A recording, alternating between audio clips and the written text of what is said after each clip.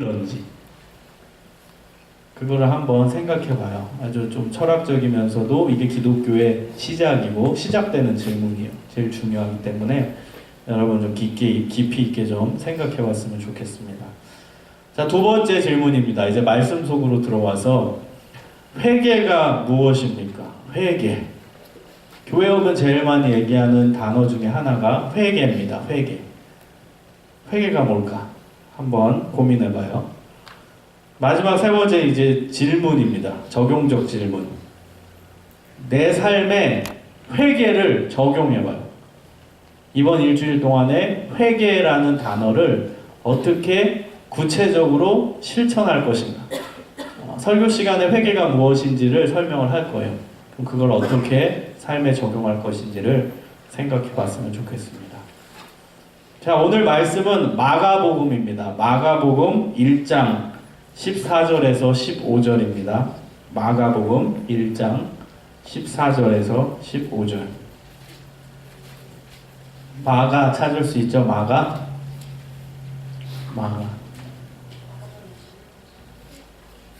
14절, 1장 14절, 15절입니다.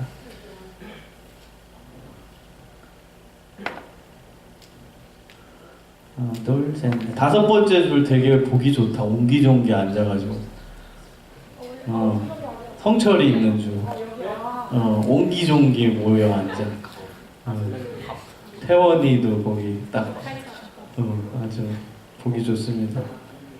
자, 읽어볼게요. 시작. 요한이 잡힌 후 예수께서 갈릴리에 오셔서 하나님의 복음을 전파하여 가라사대 때가 찼고 하나님 나라가 가까웠으니 회개하고 복음을 믿으라 하시더라. 아멘. 제 친구 중에, 고등학교 친구 중에 정말 기억이 남는 친구가 한 명 있습니다. 왜 기억이 남냐면은 고등학교 1학년 때 재밌는 일이 있었어요. 근데 저한테는 그게 제 인생에 큰 영향을 주었던 일이었어요.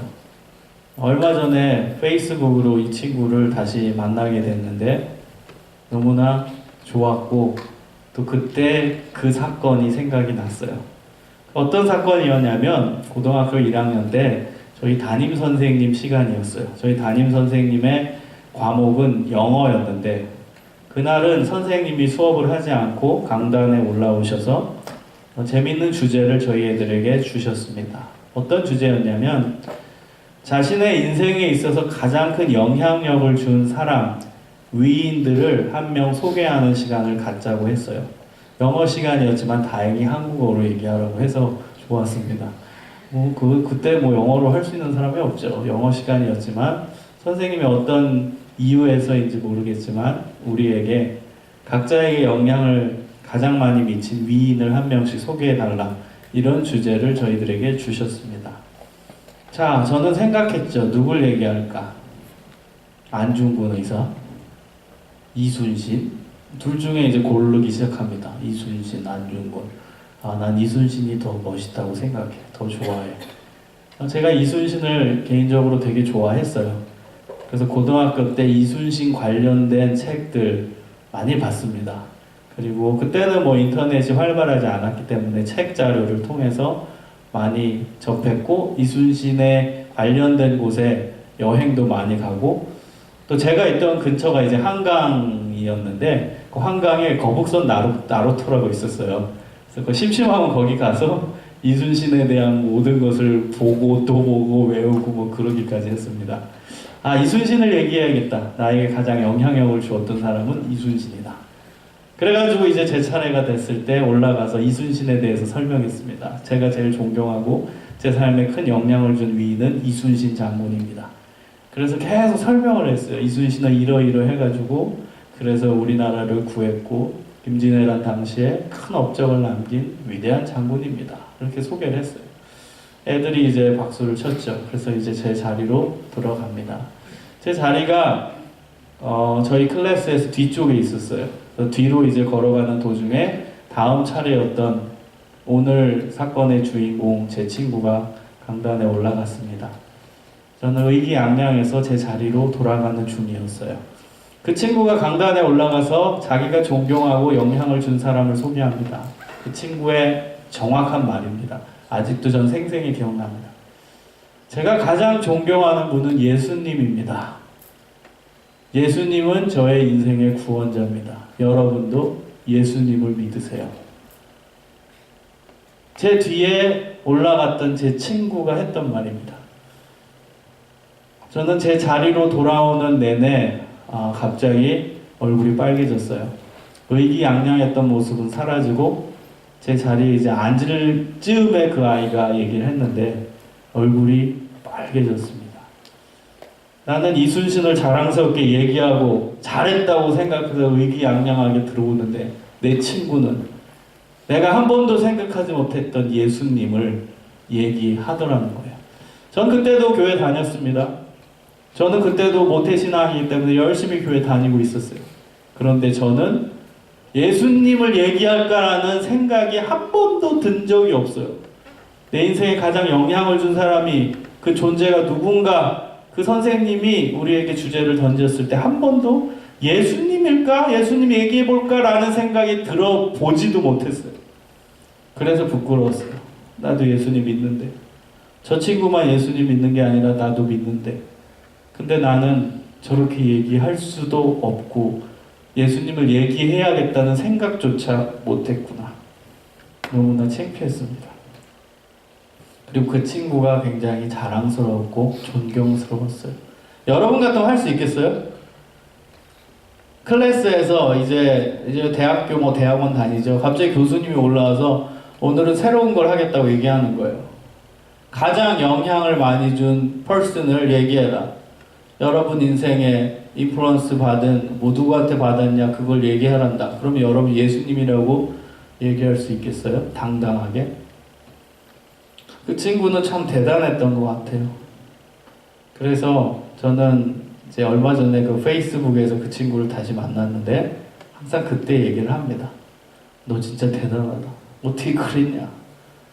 나는 지금 목사가 됐는데도 누구 앞에서 그렇게 당당하게 예수님이라고 얘기할 수 있을까? 지금 그 똑같은 현장이 있어도 그런 얘기를 그 친구한테 하곤 합니다. 여러분도 도전 받죠? 안 받아요? 받아요. 여러분이 도전 받아야지. 여러분의 친구라고 생각해봐요. 어떤 친구가 그런 얘기를 했다고 해봐. 대단한 거예요. 나도 똑같이 예수님 믿는데. 에딘버러 대학의 제임스 심프슨 교수라는 사람이 있습니다. 이 사람의 이름은 여러분 기억을 해뒀으면 좋겠어요. 에딘버러만 기억해요. 그 다음 심프슨 교수예요. 왜 이 사람이 중요하냐면은 이 사람은 의학자인데 우리가 알고 있는 마취제 클로로포름을 개발한 사람이에요.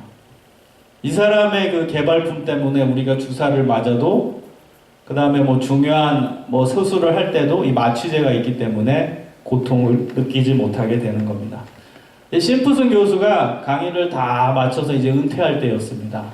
이제 유명한 사람이었기 때문에 신문 기자들이 다 와서 마지막 은퇴 질문을 던지고 답변을 받는 시간을 갖게 됐어요. 그때 한 기자가 이렇게 물어봤습니다. 교수님 생애에서 가장 뜻깊은 발견은 뭡니까? 다 의도했던 답은 뭐겠어요? 클로로포름을 개발한 겁니다. 이렇게 얘기할 줄 알았겠죠? 근데 이 심프슨 교수가 뭐라고 얘기했냐? 이거 신문 기자들 다 들었기 때문에 그 당시 언론에 다 나온 내용이에요. 뭐라고 얘기했냐? 이 교수가 이렇게 답했습니다. 내 인생에 있어서 가장 소중한 발견은 나는 죄인이며 예수님이 나의 구주라는 사실입니다. 이렇게 얘기했어요. 여러분 멋지지 않아요? 기자들 앞에 두고 유명한 교수가 자기 전문 분야를 얘기해서 나 이거 발견했습니다. 나 잘났지요. 얘기한 게 아니라 내 인생 최대의 발견은 예수님이라는 거. 내 인생 최대 발견은 난 죄인이고 구주가 예수님이라는 거. 예수님이 날 구해 주셨다. 그거를 언론 앞에서 당당하게 얘기할 수 있는 사람. 하나님이 살아계심을 여러분 믿죠? 그럼 하나님 입장에서 그런 얘기를 한 애가 하나님 입장에서 딱 눈에 튄다면 하나님이 얼마나 행복해 하시겠어요? 그냥 안아주고 싶겠죠. 달려가서 그 사람 안아주고 싶을 거예요. 하나님이 그 사람 정말 사랑하실 거예요. 그냥 감동을 받을 거예요. 하나님이. 여러분 그런 사람 되세요. 멋진 사람. 나중에 어떤 위치에 가서라도 여러분의 그 능력의 근원은 어디에 있습니까? 예수님입니다. 당당. 그래도 우리나라가 아직 희망이 있다는 게 뭐 대종상 시상식 이런 데 보면은 예수님, 하나님 얘기하는 사람 많죠. 근데 제가 가장 기억에 남았던 유명 인사 중에는 K리그 최우수상 선수였던 김신욱 선수의 수상 소감이었어요. 그냥 뭐 예수님입니다, 뭐 하나님입니다가 아니었어요. 저는 예수님께 속한 축구 선수입니다. 그 다음에 그 사회자가 지금 가장 생각나는 사람이 누굽니까? 하나님이요. 주변은 황당했죠. 조용했었죠. 가장 생각나는 사람이 누구냐? 하나님이에요. 이렇게 답변하니까. 근데 여러분 그런 용기 있어요? 수많은 기자들 앞에서, 수많은 불신자 앞에서 나는 예수님께 속한 축구 선수입니다라고 얘기할 수 있겠어요? 가장 생각나는 분이 하나님이라고 지금. 대단한 겁니다. 그런 용기, 그런 믿음. 사실 기독교인이라면 이러한 반응이 나와야 돼요. 이러한 반응. 내 생애에서 가장 중요한 진리, 그 진리는 나는 죄인이고 예수님이 내 죄를 씻어주셨다는 아주 심플한, 아주 단순하고 또 우리가 교회 와서 익히 들어왔던 그 내용이에요. 기독교의 진리는 아주 심플합니다. 단순해요. 단순. 난 죄인이고 예수님이 내 죄를 씻어주셨다. 그게 복음이에요. 복음. 여러분, 우리는 예수님을 믿는 사람이니까 당당해져야 돼요. 제가 계속 강조하는 거죠. 예수님을 믿는 사람은 당당해져야 돼요. 위축될 필요 없어요. 명품을 가지고 다니면서 숨기는 사람 어디 있습니까? 당당하게 차고 다니고 들고 다니고 입고 다니고 하지. 나 명품이네 하고 숨기는 사람 없죠? 모자를 써도 나 명품이네. 가방을 들어도 나 명품이네. 넥타이를 매도 나 명품이네. 그러고 다니지. 뭐 이러고 다니는 사람이 있어요? 그런 사람은 없을 거예요. 제가 일부러 어떤 시계를 차고 왔는데 이거 설교 때문에 이거 명품 아니거든. 인도네시아 소위 말하는 이게 고백인데 짝퉁인데 이게 명품이라고 생각해봐. 진짜로. 진짜 명품이라고 생각하면 이거를 당당하게 차고 다니지. 뭐 숨겨서 차고 다니겠어요? 나 이제 숨겨서 이거 차고 다녀야 돼. 너네들한테 다 짝퉁이라고 얘기해서. 당당하게 차고 다니고 입고 다니고 할 거예요. 여러분 크리스찬 당당한 이름이에요. 당당한 이름. 숨기지 마세요. 용감하게 크리스찬이라는 걸 드러내고 살아요. 그거 드러내고 사고치지 말고 난 크리스찬이다 하면서 또 사고치고 크리스찬이다 하고서 이상한 짓 하고 그렇게 살면 안 되고 크리스찬답게 살라는 거죠. 당당하게 용감하게. 그게 하나님이 찾으시는 사람이에요. 여러분 오늘 본문에서는 예수님이 이제 사역을 시작하세요. 예수님이 일을 시작하세요. 그리고 첫 번째 가르치심, 첫 번째 메시지예요. 우리 지난 시간에 지지난 시간이군요. 지지난 시간에 뭘 배웠죠? 예수님이 광야에서 사단에게 시험을 받으시죠. 그리고 그 시험을 이기신 후에 이제 사역을 시작하십니다. 그거를 어려운 이제 한자로 공생애라고 합니다. 어렵지 않죠? 여러분 공부 잘하니까. 공적인 인생이라는 거예요. 이제 세상 속에서 공적인 삶을 3년간 사시는 거예요. 자, 근데 오늘 본문을 보세요. 여러분 덮지 말고 1장 14절 보면 요한이 잡힌 후라고 나옵니다. 요한이 누구죠 여기서? 세례 요한입니다. 여러분 세례 요한은 뭐 하던 사람이죠? 그렇죠. 세례를 준 사람이죠. 세례 요한이니까. 자, 세례 요한은 세례를 줬어요. 예수님이 하실 일을 미리 샘플로 보여준 사람이 세례 요한이에요.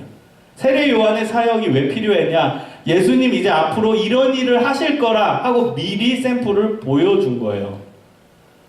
군대 가면은 오늘 우리 식당 분위기가 상당히 군대스러웠는데 군대 가면은 뭐 위에서 높은 사람이 내려온다 그러면은 그 사람이 오기 전에 미리 그 중간 단계에 있는 사람들이 와서 점검을 다 합니다. 그게 세례 요한의 사역이었어요. 중요한 분이 오기 전에 미리 와서 준비하는 작업을 했던 게 세례 요한의 작업이었어요. 자, 근데 세례 요한은 굉장히 직설법을 쓰던 선지자와 같은 사람이었어요. 선지자죠. 그래서 사람들한테 회개해라 막 욕하고 그랬어. 너 회개 안 하면 너 죽어 막 이래. 설교를 하는데 막 다정하게 얘기하는 게 아니라 다 반말하면서 너 회개 안 해? 너 잠들어 거기? 어? 농담이야. 지금 잠든 사람 없어? 괜히 찔려가지고 화들짝 놀라지 마.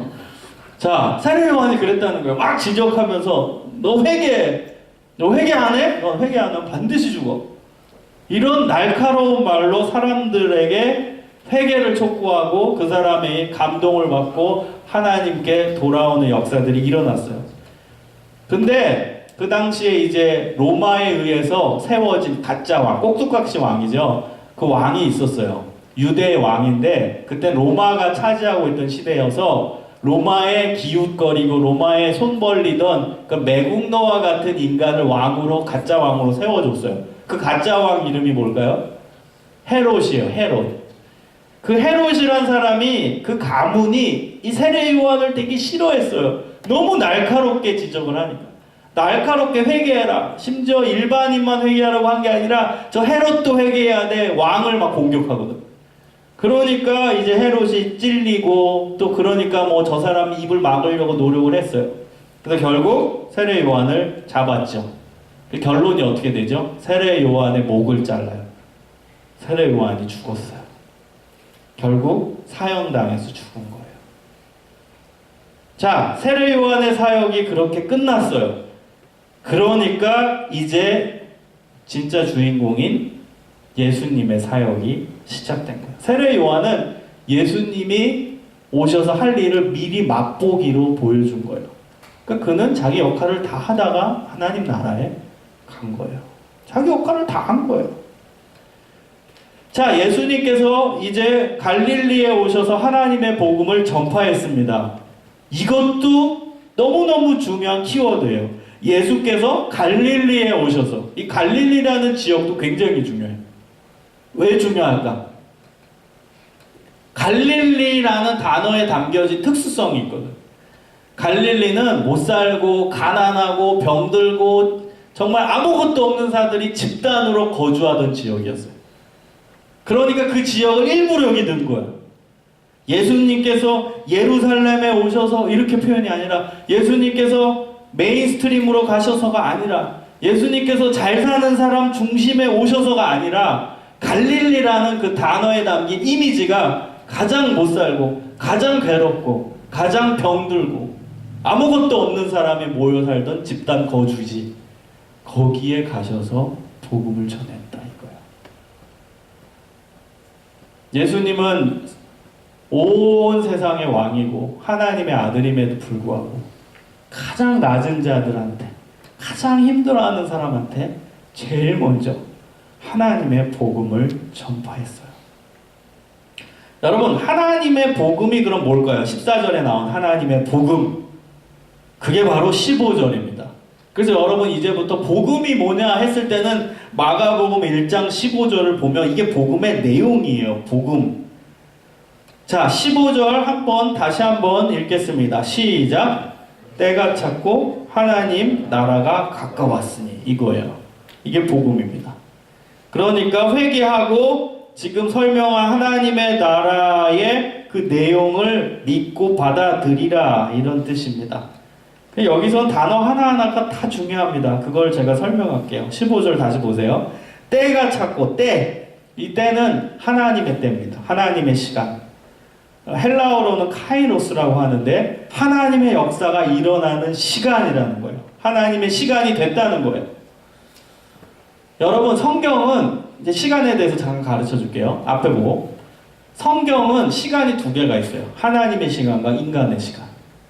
헬라어로는 크로노스, 이게 인간의 시간이에요. 카이로스, 하나님의 시간이에요. 이걸 구분한다니까 성경은.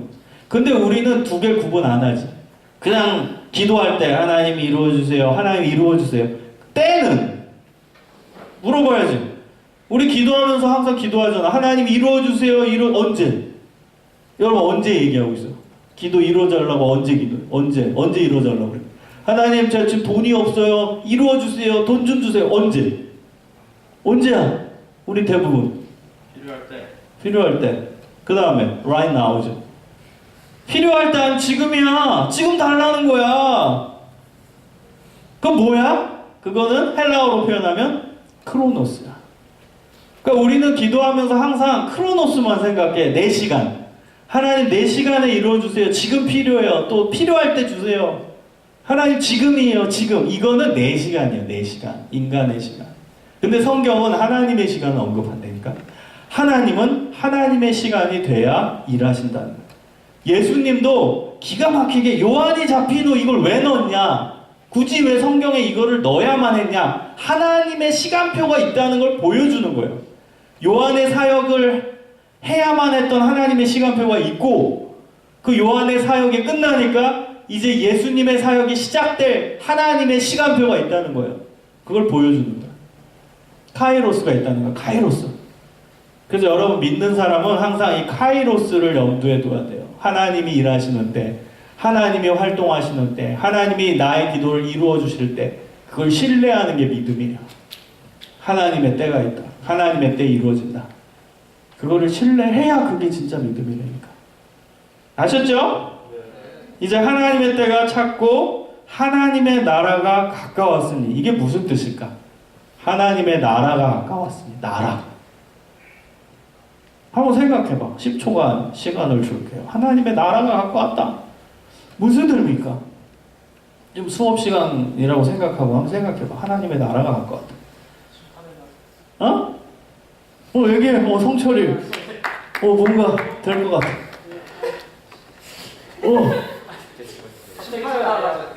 심판의 날. 어떻게 칭찬해 줘야 되는데? 근데 잘 얘기했어요. 그건 이제 구약에 나오는 하나님의 나라, 하나님의 때는. 맞아, 지금 구약에서는 그렇게 해석하는 부분이 많아. 구약에서. 여기선 아니고. 자, 여기서 하나님의 나라가 가까웠다는 의미는요, 여러분 이제부터 성경에서 하나님의 나라라는 단어가 나오면 하나님의 통치로 바꾸세요. 하나님의 통치가 가까웠다. 이렇게 이해하시면 돼요.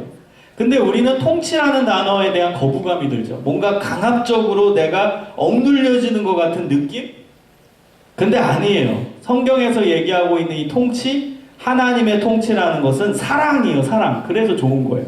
그래서 여러분 이 부분을 제가 이제 의역을 하면 이겁니다. 하나님의 사랑 속에 살 때가 왔다. 내가 하나님과 함께 살아갈 때가 왔다. 하나님이 내 인생을 책임져 주실 때가 왔다. 하나님이 나와 함께 하실 때다. 이런 뜻이에요.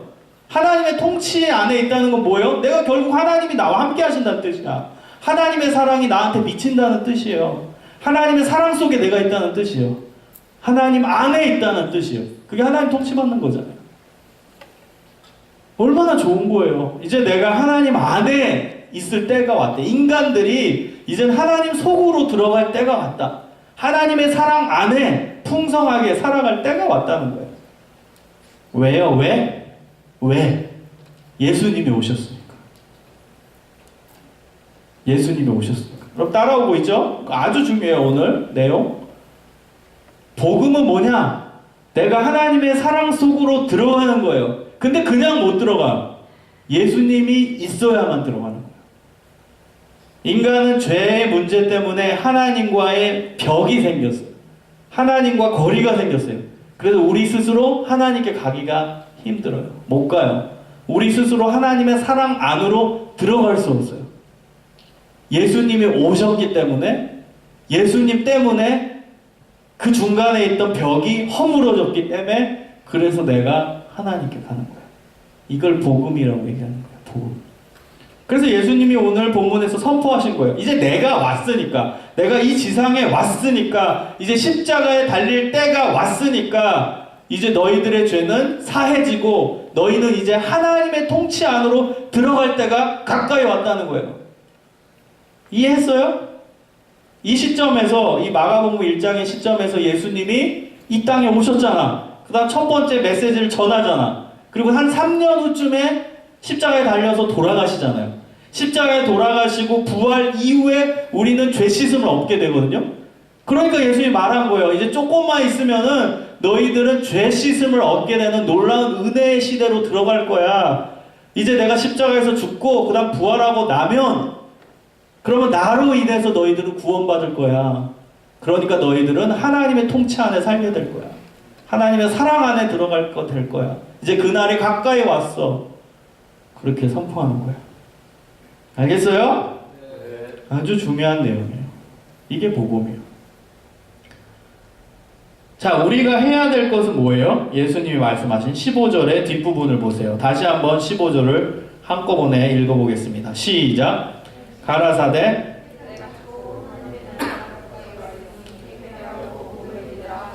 네, 우리가 해야 될 거는 뭐예요? 첫 번째, 회개. 두 번째, 이걸 믿으래. 하나님 나라가 가까이 온 걸 믿으래. 이제 하나님의 사랑 안에 들어온 걸 믿으래. 우리는 지금 예수님의 부활을 경험한 이후 세대입니까? 아니면 이전 세대입니까?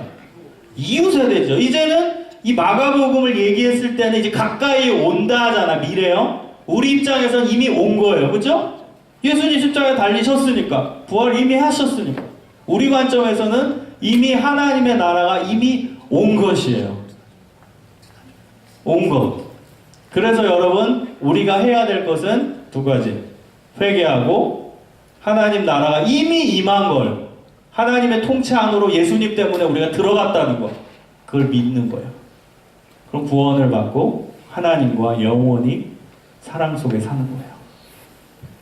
그럼 중요한 게 뭐겠어요? 회개죠. 회개. 회개하고 이 내용을 믿으라니까. 회개. 여러분, 회개가 뭘까? 회개. 이제 회개로 들어갑니다. 회개. 여러분, 아주 중요해요. 아주 중요해요. 아주 중요한 내용을 오늘 하는 거예요. 가장 기독교의 핵심되는 부분. 이걸 여러분 깊이 있게 알아야 돼. 깨달아야 돼. 어디 가서 못 들어. 제대로 들어. 어디 가서 그냥 딴 교회 가봐. 그냥 예수님 믿어. 부활하셨어. 뭐 하면은 구원받는다. 이렇게 얘기하지. 깊이 있게 들어가라고 여러분. 좀 더 집중해서. 그럼 회개가 뭐냐고. 회개. 그냥 뭐 나 잘못했습니다. 용서해주세요. 이게 회개야? 그럼 왜 또 잘못해? 왜 또 잘못하냐고. 회개가 뭐예요 여러분? 회개. 여러분, 회개는 아예 중요한 거예요. 여기서 말하는 회개는 그냥 여러분 매일매일 잠자기 전에 하나님 오늘 정말 잘못했어요. 뭐 거짓말했고 뭐 예쁜 여자애들 지나가는 거 뭐 봤고 뭐 이상한 영상 봤고 너무 이런 차원이 아니야. 그런 회개를 말하는 게 아니야. 여기는 이 회개는 근원적인 내 삶의 방향을 바꾸는 걸 말해요. 그 회개예요. 삶의 방향을 바꿔버리는 거. 여러분 구체적인 거 좋아하니까 이제 회개에 대해서 구체적으로 들어갑니다. 회개에는 단계가 있어요. 단계. 그 단계를 여러분 실천하세요. 처음부터 다시. 오늘 말씀을 들으면서 다시 실천하세요. 이게 근원적 회개야. 첫 번째 단계는 내가 얼마나 부족한 죄인임을 깨닫는 거예요. 이게 회개의 첫 단계예요. 이게 회개의 마무리가 아니라 처음 시작이야. 내가 얼마나 부족한 죄인임을 철저히 깨닫는 게 시작이야. 그게 회개의 시작이라니까. 여러분 한 구절만 더 찾아볼게요. 마태복음 9장 한번 찾아봐요. 이것도 중요한 구절이에요. 마태복음 9장 11절에서 13절. 마태복음 9장 11절에서 13절. 좀 긴데 같이 한번 읽어볼게요. 시작. 바리새인들이 보고 그 제자들에게 이르시되 어찌하여 너희 선생은 세리와 죄인들과 함께 잡수시느냐. 예수께서 들으시고 이르시되 건강한 자에게는 의원이 쓸데없고 병든 자에게야 쓸데있느니라. 너희는 내가 긍휼을 원하고 제사를 원치 아니하노라 하신 뜻이 무엇인지 배우라. 내가 의인을 부르러 온 것이 아니요 죄인을 부르러 왔노라 하시니라. 아멘. 굉장히 중요한 구절입니다. 여러분 예수님은 이 지상에 오셔서 여러분 바리새인이라고 들어봤어요? 율법학자라고 들어봤어요? 사두개인이라고 들어봤어요? 이 세 부류가 유대 지도자들이에요. 여러분 유대 지도자라는 뜻은 율법을 기가 막히게 다 지킨 사람이라는 뜻이에요. 유대인들은 대부분 율법 잘 지킵니다. 근데 그 유대 지도자들은 더 모델이 돼야 됐기 때문에 율법을 거의 완벽하게 지켰어요. 근데 예수님은 놀랍게 바리새인, 사두개인, 율법학자를 칭찬하십니까? 비판하십니까? 왜? 율법 잘 지키면 좋은 거지. 법을 잘 지켰다니까? 잘못 안 했다니까, 행동으로. 근데 왜 예수님은 그 사람들을 왜 비판하냐고. 칭찬해줘야지. 웃긴 거 아니에요? 예수님 이상한 거 아니에요? 칭찬해줘야지. 잘했는데. 하나님 말씀 다 지켰다는데. 구약 다 지켰다는데. 구약에 나온 율법들을. 근데 예수님은 비판하시거든. 왜 비판하셨을까? 예수님은 윤리를 싫어하시나? 도덕을 싫어하시나? 예수님은 그렇게 올바로 행동하는 걸 싫어하시나? 그럼 우리 막 살아도 되겠네? 어떻게 해석해야 돼, 이 구절? 여러분, 어떻게 해석해야 돼요? 교회에 처음 나왔을 때 이게 딜레마예요. 그 다음에 교회 안 다니는 사람들, 좀 공부한 사람들이 이 얘기 꺼내요. 율법을 잘 지킨 사람들을 왜 예수님은 그 사람들을 뭐라고 하냐고. 그렇게 얘기한다니까? 정말 공부 좀 성경 안다고 하는 불신자들. 여러분, 예수님은 마태복음 5장에 심지어 이런 표현까지 쓰세요. 너희가 여인을 보고 음욕을 품는 자마다 이미 마음에 간음하였느니라. 그러면 그 구절을 보고 찔리지 않을 남자는 윤영이 빼고 한 명도 없겠죠. 여자를 보고 막 이상한 생각 품지 않는 남자는 없겠죠, 마음으로. 그 예수님이 왜 굳이 그런 얘기까지 하셨을까? 창피하게. 왜?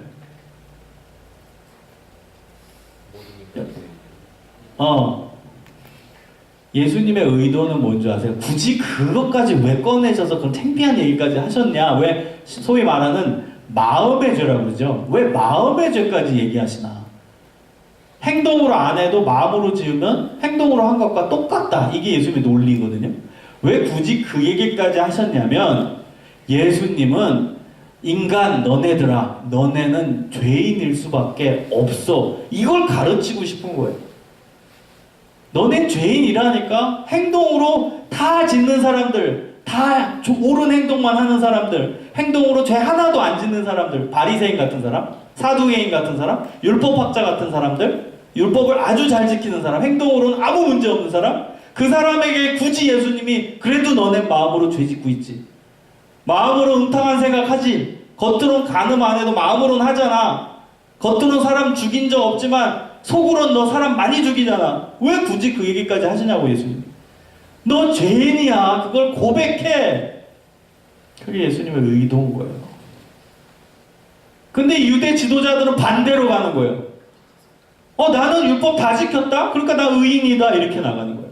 예수님은 너 그래도 죄인이야. 너 그래도 마음으로 죄 짓잖아. 그래 너 죄인이라니까. 그 고백하라니까. 근데 바리새인은 아닌데? 나 율법 다 지켰는데 나 의인인데? 내가 뭐 죄인이야? 자꾸 반대로 가는 거야. 율법을 지키면 지킬수록 나 의인이네. 이렇게 나가는 거야. 나 율법 다 지켰네? 나 깨끗한 사람이네? 예수님은 계속 지적하는데 너 그래도 마음이 썩었어. 너 마음이 죄를 짓고 있어. 너 죄인이라니까. 아닌데 나 다 율법 다 잘 지켜서 나 의인인데? 엇나가는 거예요. 방향이 완전히. 그래서 예수님이 바리새인, 사두개인, 율법학자를 비판하시는 거예요. 의도대로 안 가니까. 예수님의 의도는 죄인이라는 걸 얘기해 주는데 얘네들은 자기 죄인 아니래. 의인이래. 의롭대. 그러니까 예수님이 필요 없지. 예수님은 죄가 있는 곳에 필요한 분이거든. 왜? 죄를 씻기러 오셨으니까. 단순한 거예요. 여러분, 예수님은 죄인에게 죄를 없애려고 오셨는데 죄인이 아니라고 얘기하는 사람에게 예수님이 필요해, 안 필요해요? 당연히 안 필요하죠. 예수님이 십자가 사건 뭐 때문인데? 인간의 죄를 씻기려고 하는데 바리새인 율법학자는 자기 의인이래. 율법 다 지켰다고. 그러니 당연히 예수님은 그들에게 필요치 않는 거예요. 예수님도 그들을 필요하지 않는 거예요. 그것 때문에 예수님이 그렇게 바리새인, 사두개인을 욕하신 거예요. 뚜껑 열린다 이거죠. 예수님 입장에서. 너 죄인이라는 걸 내가 알려주려는데 너는 율법 다 지키면서 자기는 의인이라고 계속 해대고 있으니까 하나님의 의도와 반대로 가거든. 계속. 그러니까 예수님이 그들을 무섭게 질책하시는 거예요. 마태복음 9장 11절 13절 다시 오세요. 바리새인이 주인공이죠. 그 바리새인들이 의롭다고 계속 의로운 척을 하는 거예요. 그러니까 이제 황당해 하시면서 12절에 예수께서 들으시고 이르시되 건강한 자에게는 의원이 없고, 이거 여러분 뭔지 아세요? 비꼬는 거예요. 그 건강한 자는 여기서 누굴까? 이 문맥에서 국어 시간인데 바리새인이야. 바리새인 니네한테는 의원이 필요 없어. 네가 의인이라고 하잖아. 건강하다고 하잖아. 내가 왜 필요하냐? 병든 자에게나 의원이 필요하다. 의사가 필요하다. 예수님 본인은 의사로 비유하신 거죠. 그 다음에 이제 13절 내가 긍휼을 원하고 제사를 원치 아니라 하셨듯이 무엇인지 배우라. 제사는 이제 외적인 형식이죠. 그래서 유대인들이 잘 지켰던, 바리새인들이 잘 지켰던 율법을 대변하는 거예요. 근데 나는 그걸 필요치 않고 자기가 죄인임을 고백해서 나의 긍휼을 받는 걸 원한다는 거예요. 내가 긍휼을 베풀어 주기 원한다는 거예요. 그러니까 죄인임을 고백하라는 거예요. 근데 유대인들은 안 한다는 거예요. 바리새인 안 한다는 거예요. 계속 율법 속에 빠져서, 제사 속에 빠져서 난 잘하고 있다고 얘기하다는 거예요. 그래서 예수님 화나신 거예요. 그리고 마지막 얘기하시죠. 내가 의인을 부르러 온 것이 아니오. 거기서 의인은 누구예요? 바리새인이죠. 내가 니네 바리새인 같은 놈들 부르러 온 게 아니야. 자기가 스스로 죄인임을 자각하고 죄인임을 고백하는 자를 위해 온 거야. 난 그들의 하나님이야. 그게 예수님의 가르침이에요. 그래서 여러분, 회개의 첫 단계는 내가 얼마나 부족한 죄인임을 깨달아야 돼. 얼마나 부족한지. 나 말씀 좀 지키네? 내가 이번 주에는 아무 죄도 안 지었네? 나 괜찮은 놈인데? 그래, 나는 할 수 있어. 그래. 난 할 수 있어. 나 하나님 없어도 될 것 같은데, 나 이렇게 법 없이도 살 놈이 있나? 우리 그런 말 많이 하죠. 나같이 법 없이도 살 놈이 있나? 그 자체가 문제예요. 그게 문제예요, 그게. 하나님은 우리가 죄인임을 철저히 깨닫는 사람을 필요로 하세요. 자, 회개의 두 번째 단계는 뭐냐? 이제는 깨달았으면 입으로 회개 기도하는 거예요. 두 번째는 여러분의 입을 열어서 회개 기도를 하세요. 하나님, 제가 죄인입니다. 그거 고백이 회개예요. 여러분, 회개 기도라고 그냥 제가 잘못했습니다. 나열하라는 게 아니에요.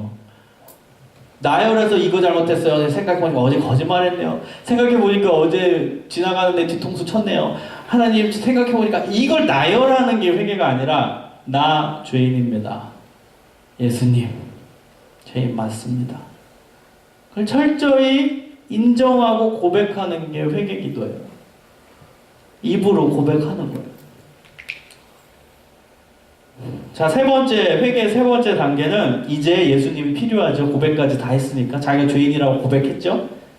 이제 예수님을 나의 구주, 구원자, 구원투수가 되심을 믿는 거예요. 마음으로 믿고 입으로 이제 고백하는 거예요. 로마서 10장 9절에서 10절에 보면 다음과 같이 나옵니다. 내가 만일 내 입으로 예수를 주로 시인하며 또 하나님께서 그를 죽은 자 가운데서 살리신 것을 내 마음에 믿으면 구원을 받으리라. 사람이 마음으로 믿어 의에 이르고 입으로 시인하여 구원에 이르느니라. 마음으로 믿으세요. 예수님 구원자 맞습니다. 난 죄인인데 내 죄를 예수님이 씻어 주셔야 돼요. 예수님의 십자가를 통해 내 죄를 씻어 주셔야만 합니다. 마음으로 받아들여. 그 다음에 입으로 고백하는 거예요. 이것을. 예수님 필요합니다. 예수님이 있어야만 내 죄가 사해집니다. 예수님, 나의 죄를 용서해 주세요. 예수님이 구원자입니다. 마음으로 믿고 입으로 시인하세요. 입으로 고백하라는 거예요. 자, 이제 회개의 네 번째 단계는 이제 내 삶의 목적을 바꿔야 됩니다. 여기서부터 이제 어려워지는 거예요. 우리는 회개를 두 번째 단계까지만 얘기하죠. 그냥 회개해서 예수님 잘못했어요만 얘기하는 거. 조금 더 나아가면 세 번째까지. 예수님 필요해요. 예수님 필요합니다. 여기까지 나가는 사람들은 많아요. 근데 거기가 이제 회개의 끝이 아니야. 회개가 이 세 번째 단계까지 끝났기 때문에 지금 한국교회가 문제인 거예요. 그냥 그래 맞아, 맞아. 예수님이 나 구해줬지. 아멘, 할렐루야. 이제 난 새로운 사람이네. 행복하네. 나 이제 죄가 씻겨졌네. 예수님 때문에. 거기서 끝나요. 그 다음 단계로 안 나가. 그래서 여러분 잘 들어야 돼요. 회개의 네 번째 단계는 내 삶의 목적을 바꾸는 거예요.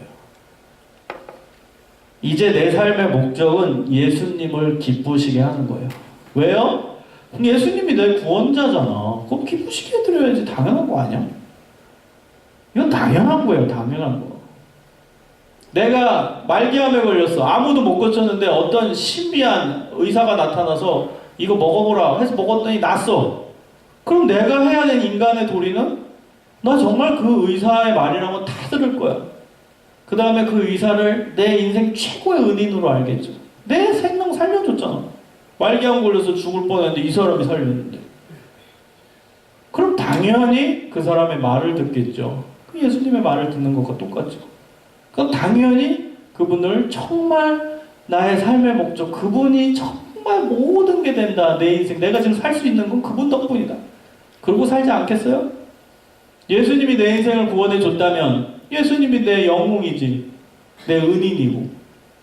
그럼 당연히 내 삶의 목적은 이제 내 마음대로 사는 게 아니죠.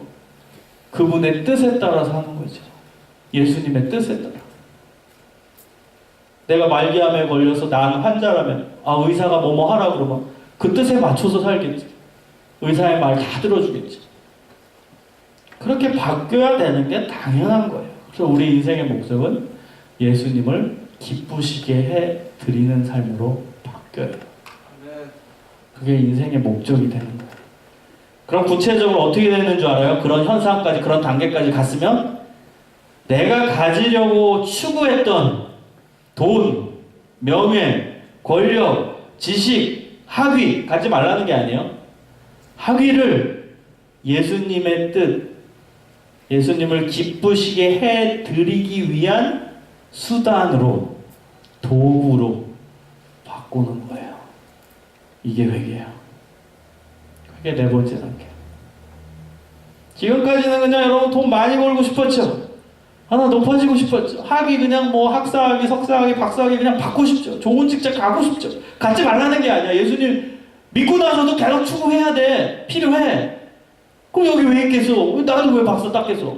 아무도 필요 없지. 예수님 믿고서 난 이제 아무도 필요 없네. 그러면 이제 옷도 다 벗고 뭐 필요 없고 그냥 빤스바람으로 살고 돈도 지갑도 다 버리고 불태우고 이러고 살아야죠. 근데 회개는 그게 아니라 여러분이 지금 추구해왔던 돈 추구해야죠. 필요하죠. 여러분 좋은 직장 가서 돈도 많이 벌어야 되죠. 그걸 추구하지 말라는 게 아니라 방향을 바꾸는 거라니까. 방향?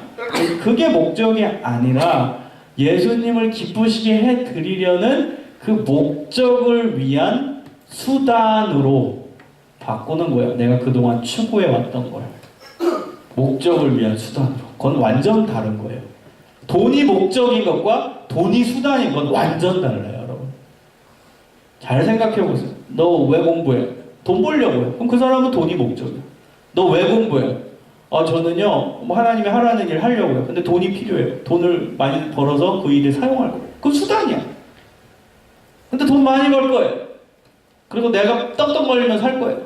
이건 돈이 목적이 돼버린 거죠. 그래서 여러분 진짜 회개의 네 번째 단계는 내가 지금까지 추구해왔던 세상적인 것이 필요치 않다는 게 아니라 다 수단화합니다. 수단으로 바꿔버립니다. 수단으로 바꿔요. 예수님을 기쁘시게 해드리려는 목적 아래서 수단이 돼버리는 거. 내 인생의 방향이 완전히 바뀌는 거예요. 자, 마지막 다섯 번째입니다. 다섯 번째, 회개의 다섯 번째 단계는 이제 나는 예수님의 은혜로 구원받았음을 잊어버리지 않고 교만한 마음을 버리고 사는 거예요. 이제 이거 계속 되는 거죠. 여러분은 몇 단계 있습니까? 지금 몇 단계? 뭐 1단계 있는 사람도 있고 2단계 있는 사람도 있고 3단계 있는 사람도 있고 4단계에 머무는 사람이 많을 거예요. 5단계까지 갔으면 이건 계속 진행이에요. 평생 죽을 때까지. 나는 지금 살아가게 된 게 예수님의 은혜. 내가 잘나서 구원받은 게 아니라, 잘나서 의인이 된 게 아니라, 죄 씻음을 얻어진 게 아니라, 난 부족하고 죄인인데 예수님이 날 살려주셨지. 그걸 항상 잊지 않고 사는 거예요. 그건 교만해질 수가 없어, 사람은. 과거가 있는 사람은 교만할 수 없죠. 과거가 있는 사람은. 여기 지금 커플들 있는데 과거가 있는 사람은 당당할 수 없다고. 과거가 있으면 미안해 해야지. 뭐 급하게 막 싸우다가도 내 과거를 생각하면 내가 내 여자친구한테 잘해줘야지. 그래 난 잘해줘야지. 맞아. 내 남자친구한테 잘해줘야지. 항상 잊지 않는 거야. 항상. 너무 좋아하는데 너네는 다 과거가 없는 것 같아. 너무 좋아해요 서로. 네, 과거가 있어도 아무 상관없어요. 예를 든 거야. 그러니까 여러분, 내가 항상 나 옛날에 죄인이었지, 나 되게 부족하지, 근데 예수님이 살려줬지, 그걸 항상 잊지 않는 거야. 그걸 잊어버리면 사람은 높아져요. 어느 누구든 그래요. 목사건, 선교사건, 장로건, 집사건 아무 상관없어요. 제가 목사니까 나는 그냥 편안하게 목사를 얘기할 수 있죠. 여러분은 하지 마. 근데 나는 내가 목사니까 내 스스로 얘기할 수 있는 거예요. 목사님들도 자기 자신이 부족한 죄인이었지, 난 목사가 될 수도 없이 진짜 나쁜 놈이었는데를 잊지 않고 산다면 타락 안 해요. 근데 그걸 싹 잊어버리면 내가 뭔가 되는 거 같고, 나는 죄 문제에서 완전히 벗어났고, 그래가지고 난 일방적으로 가르치기만 하면 되고, 나는 거기서 빠져나온 사람이고, 난 천사 같은 존재. 그래서 난 당당하게 그냥 얘기하면 다 되고.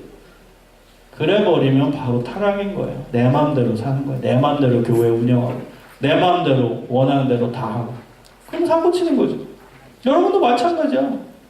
내가 부족한 죄인이었지 라는 걸 잊어버리는 순간 사람은 교만하게 돼 있어요. 사람은 교만해. 교만하면 어떤 현상이 나타나는 줄 알아요?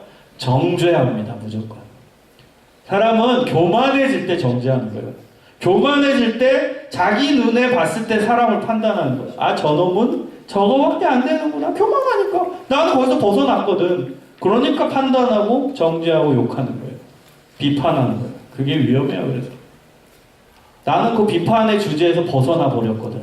내 마음 가운데서. 교만하니까. 난 거기 축에 들어가지 않거든. 그러니까 그런 인간들 보고서 맹렬히 비난하는 거예요. 저놈은 저거밖에 안 돼? 쟤 저거밖에 안 돼? 그게 정죄예요. 그래서 여러분, 정죄는 교만할 때 오는 거예요. 바리새인, 사두개인, 율법학자들이 정죄 잘하잖아요. 정죄 전문가들이거든요. 교만하니까. 자기는 의인이라고 착각하니까 그렇게 교만할 수밖에 없지. 율법 다 지켜서 자기는 의인이라고 생각하니까 교만하죠, 당연히. 그러니까 자기 기준에 안 맞는 애들 다 비판하는 거예요. 정죄하는 거예요. 유대인들의 습성이었잖아요. 바리새인, 사두개인, 율법학자들. 그래서 여러분, 이 마지막 단계를 항상 유지하고 사세요. 난 죄인이었지. 난 부족하지. 그걸 놓치지 않고 사는 거. 이게 회개의 5번째 단계입니다. 사랑하는 여러분, 오늘 말씀 평생 기억하세요. 너무 중요해요. 예수님이 우리의 모든 삶의 주인 되시고 우리의 모든 죄를 씻겨주시고 예수님이 우리의 삶을 살려주셨다는 믿음을 가지고 항상 겸손하게, 항상 회개를 생각하며 삶의 방향을 하나님께 맞추는 믿음의 사람들 되기를 주님의 이름으로 축원합니다. 우리 그렇게 삽시다. 여러분 멋있게 사세요. 예수님이 기뻐하시길. 함께 기도하겠습니다.